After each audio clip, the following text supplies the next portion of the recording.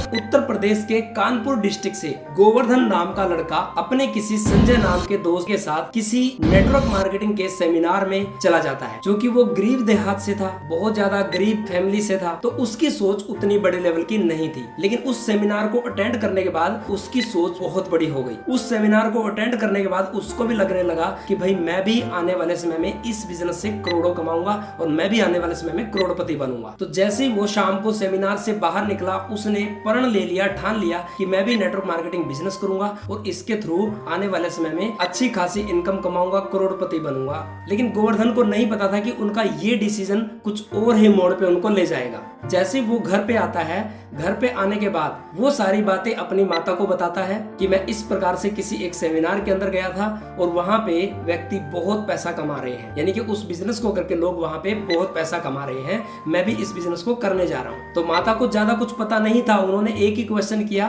कि ठीक है, आपको यदि समझ में आता है तो आप ये काम करिए, लेकिन मुझे ये बताइए कि इसमें शुरू करने में आपका कितना खर्चा आता है, क्या इसमें पैसा लगेगा। तो गोवर्धन जी ने अपनी माता को बोला कि इसमें 28,000 रुपया लगने वाला है। तो 28,000 रुपए का नाम सुन के उनकी माता सहम गई, क्योंकि उनके पास मुश्किल से रसोई के किसी बंद डिब्बे के अंदर मुश्किल से 2,000 रुपए के आसपास पड़े थे। वो भी बुरे वक्त के लिए उन्होंने जमा किए हुए थे, बचाए हुए थे, ताकि कभी भगवान ना करे कोई पूरी इमरजेंसी आ जाए, उस टाइम पे वो पैसे काम आ जाए। तो वो बोली कि इतना बंदोबस्त तो मेरे पास नहीं है, केवल यही 2,000 रुपए के आसपास मेरे पास पैसे पड़े हैं और मेरे पास नहीं है। अब इतनी बात सुन के फिर से गोवर्धन का मुंह लटक जाता है, मायूस हो जाते हैं। माता से ये देखा नहीं जाता, तो वो गोवर्धन से एक बात बोलती है कि मैं चलिए ठीक है, थोड़ा बहुत एक आध जो मेरे पास गहना पड़ा है मैं उसको किसी के पास गिरवी रखूंगी, लेकिन इस बात का पता आपके पिताजी को नहीं चलना चाहिए और आप इस काम को करिए। तो जैसे तैसे करके गोवर्धन की माँ अपने एक आध जो उसके पास आभूषण थे, एक आध जो गहने थे, उसको किसी के पास गिरवी रख के और कुछ पैसे अपने पास और कुछ वहां से जुटा के सारे टोटल पैसे इकट्ठे करके उसको 28,000 रुपया इकट्ठा करके दे देती है। अब गोवर्धन फूला नहीं समा रहा था। उन 28,000 रुपए को लेके अपने दोस्त संजय को लेके उनके किसी सीनियर के पास चला जाता है, पास के सिटी में, और वहां पे उनके ऑफिस में चला जाता है। यानी कि वहां पे उस कंपनी का कोई छोटा मोटा ऑफिस खुला हुआ था और वहां पे जाके गोवर्धन एक ज्वाइनिंग करा लेता है। तो उनका सीनियर अब बोलता है कि भाई आपकी ज्वाइनिंग तो हो गई, अब कोई भी काम स्टार्ट करने के लिए आपको इसके बारे में थोड़ा नॉलेज लेनी पड़ेगी, आपको 1 मंथ हमारे पास लगाना पड़ेगा। जगह मैं आपको बता दूंगा किस जगह पे आपको जाना है। 1 मंथ का आपका कोई 4 से 5,000 रुपया खर्च आएगा।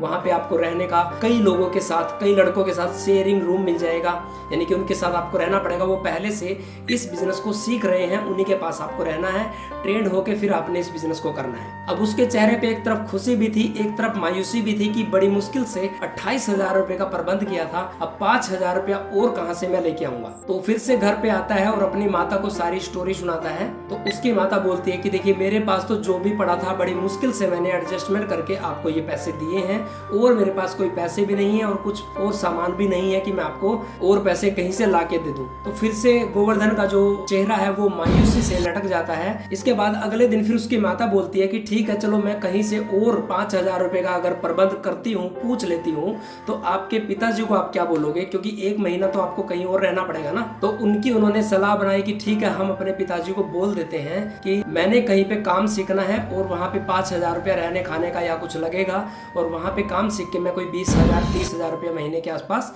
कमाना शुरू कर दूंगा। तो ये कहने के बाद उनके पिताजी ने कहीं से उनको 5,000 रुपए का प्रबंध लाके करके दे दिया, और जो गहनों वाली बात थी वो उन्होंने पहले उनको बताई हुई नहीं थी। तो गोवर्धन खुशी खुशी किसी दूसरे सिटी के अंदर, जहाँ पे कुछ लड़के और भी उस नेटवर्क मार्केटिंग कंपनी के बारे में प्लान प्रेजेंट करना सीख रहे थे, वहीं पे रहते थे, उनके पास रहना शुरू कर देता है। कोई 15 से 20 दिन निकले ही थे, उसके बाद पता चलता है कि जो उनकी कंपनी थी वो भाग जाती है, और वहां से वो सारे लोग भी वापस अपने अपने घर चले जाते हैं, जितने भी लड़के वहां पे इकट्ठा हुए पड़े थे और किसी सीनियर, किसी लीडर के पास वो सीख रहे थे। तो जैसे ही गोवर्धन अपने घर पे पहुंचता है, घर पे अपनी माता को देख के सबसे पहले वो फूट फूट के रोने लग जाता है, और उसकी माँ उससे पूछती है कि बात क्या हुई तो बात तो बताइए, और आप तो 1 महीना के बाद बोल रहे थे आने के लिए, 1 महीना से पहले कैसे आ गया? तो गोवर्धन उनको बताता है कि मेरे साथ धोखा हुआ है माँ, और जिस कंपनी में मैंने पैसे लगाए थे वहां से वो कंपनी भाग गई है। अब गोवर्धन की माँ की ये बातें सुन के पैरों तले से जमीन खिसक जाती है, क्योंकि उन्होंने जो भी एकाध उनका आभूषण पड़ा था, गहना पड़ा था, वो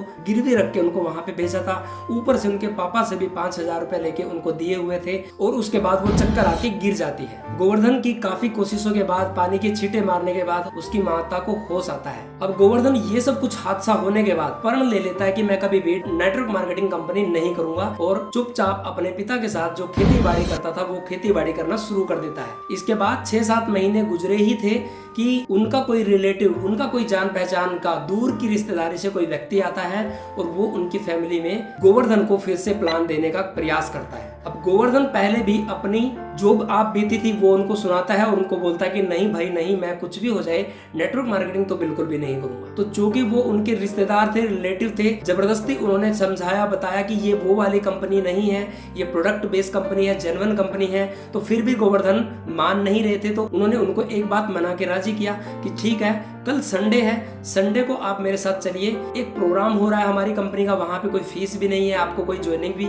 लेके नहीं चलनी है, कोई पैसा भी नहीं देना है, आप केवल प्रोग्राम सुनिए। अगर आपको लगे कि बात में दम है तो आप ज्वाइन कर लेना, वरना मेरे को मना कर देना, एक बार मेरे कहने से वहां पे चल पड़िए। तो गोवर्धन उस बात के लिए एग्री हो जाता है, और उनके साथ अगले दिन इतवार को, संडे को उस प्रोग्राम में चला जाता है। और उस प्रोग्राम में उनको पता चलता है कि फ्रॉड नेटवर्क मार्केटिंग कंपनी और सही नेटवर्क मार्केटिंग कंपनी में क्या फर्क होता है। उनको वहां पे पता चला कि कंपनी कितनी पुरानी होनी चाहिए, क्योंकि जिस कंपनी में वो लगा था उस कंपनी का कोई बैकग्राउंड नहीं था, उस कंपनी का कोई खुद का ऑफिस नहीं था, उस कंपनी के कोई खुद के प्रोडक्ट नहीं थे, वो केवल मनी सर्कुलेट कर रहे थे। उस कंपनी में ज्वाइनिंग फीस लगती थी, लेकिन यहाँ पे ना तो ज्वाइनिंग फीस है, कंपनी भी बहुत पुरानी है, प्रोडक्ट बेस्ड कंपनी है, कोई ज्वाइनिंग की पैसे नहीं लेते, कोई सेमिनार मीटिंग ट्रेनिंग के पैसे नहीं लेते।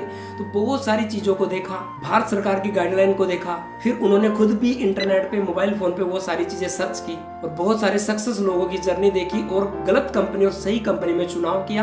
तो उन्होंने डिसीजन लिया कि चलिए ठीक है, आज मैं एक सही कंपनी में शुरुआत करके, ज्वाइनिंग करके काम करना शुरू करूंगा। लेकिन दोस्त, घर पे जाते ही दिक्कत वहीं पे आ जाती है, क्योंकि घर वालों को फिर से वही लगता है कि ये किसी सेमिनार में, किसी प्रोग्राम में पहले की तरह मोटिवेट होके आ गया, और ये फिर फंसने जा रहा है। तो वो जबरदस्ती कहीं से थोड़ा बहुत, क्योंकि 6-7 महीने हो गए थे काम करते हुए, थोड़ा बहुत पैसे उनके पास थे, क्योंकि वहां पे पैसे उतने ज्यादा वैसे भी नहीं लगने थे, थोड़ा बहुत प्रोडक्ट लेना था, तो वो कोई 1000 रुपए के आसपास के प्रोडक्ट लेके वहां पे स्टार्ट कर लेता है। तो इस बात को लेके उनमें परिवार में काफी कहासुनी होती है। जब वो फिर भी उस बिजनेस को करता रहता है तो फैमिली उनसे बहुत ज्यादा नाराज हो जाती है, उसके पापा बहुत ज्यादा नाराज हो जाते हैं, और उसको घर से निकाल देते हैं। उसको बोल देते हैं कि ठीक है, तुम बाहर जाके करो, यहाँ जब तक इस कंपनी में काम कर रहे हो हमारे घर पे बिल्कुल भी मत आना। तो वो लड़का अपने 2 जोड़ी कपड़े, एक बैग और वो 1000 रुपए के प्रोडक्ट, और हाथ में उसके कुछ नहीं, कोई बाइक नहीं, कुछ नहीं, वो लेके निकल पड़ता है, क्योंकि उसने अपने आप में सही डिसीजन लिया था। और सही डिसीजन लेने के बाद जिस टाइम पे वो बाहर निकलता है, और उन्होंने हर घर का दरवाजा खटखटाया, हर व्यक्ति को अपने प्लान के बारे में बताया, लेकिन लोग उसी तरह विश्वास नहीं करते थे जैसे उनको पहले विश्वास नहीं होता था, जैसे उनके घर वालों को विश्वास नहीं था। लेकिन जब उनकी 1 महीना निकल गया, 1 महीना कैसे भी करके उन्होंने केवल अपना खर्च बड़ी मुश्किल से निकाला, चने खा के उन्होंने रेलवे स्टेशन पे सो के उन्होंने अपने गुजारा किया, लेकिन उन्होंने कैसे भी करके अपना काम चलाया। और जैसे जैसे उनकी टीम डेवलप होना शुरू की, और वो अगले 6 महीने के अंदर आहिस्ता आहिस्ता एक अच्छे लेवल पे पहुंच गया, और 1 साल के अंदर बहुत अच्छी इनकम कमाना शुरू कर गया। उसके बाद वो एक गाड़ी परचेज करता है, एक कार परचेज करता है, उसके बाद वो घर पे जाता है और घर वालों को कुछ इनकम भी देता है, और घर वालों को बताता है कि जिस कंपनी से आपने मुझे मना किया था, आज वहां पे मैं सक्सेस हूं, और आज लाखों रुपया महीना कमा रहा हूं, आज मेरे पास ये गाड़ी है, मैं चाहता तो पहले भी आपके पास आ सकता था, लेकिन मैं कुछ अचीव करके आपके पास आना चाहता था। अब आपकी मर्जी है, मैं यहाँ पे रह के काम करूं या यहाँ से बाहर रह के काम करूं, वो आप बताइए। और खुशी खुशी उसके घर वाले गोवर्धन को गले से लगा लेते हैं, और अपने किए पे थोड़ा उनको पछतावा होता है। और दोस्तों, इस स्टोरी से आपको ये पता चलता है कि कई बार हम गलत कंपनी में फंस के सही कंपनी को भी ऐसे ही नकार देते हैं। और ये स्टोरी केवल एक गोवर्धन की नहीं है, ये स्टोरी हजारों ऐसे गोवर्धन की है, हजारों ऐसे लोगों की है जो पहले किसी गलत कंपनी में फंसे थे, और उसके बाद या तो उन्होंने कोई कंपनी की ही नहीं, या फिर की, उन्होंने फिर भी डिसीजन लिया और सही डिसीजन लिया, तो सही कंपनी में आके उन्होंने एक अच्छा खासा मुकाम हासिल किया, एक अच्छे लीडर बने, अच्छी पहचान बनाई, अच्छी सक्सेस हासिल की। तो इस स्टोरी से आपको क्या सीखने को मिला आप मुझे कमेंट करके जरूर बताना, और इस स्टोरी को अपने दोस्तों में, अपने टीम में, अपने अपलाइन में शेयर जरूर करना, ताकि आपको और आपकी टीम को सही डिसीजन लेने की एक सही अक्षमता मिले। मिलते हैं किसी ऐसी नेक्स्ट इन्फॉर्मेशन वाली वीडियो के अंदर, तब तक के लिए आप सबका बहुत बहुत धन्यवाद। जय हिंद, गुड एमसी।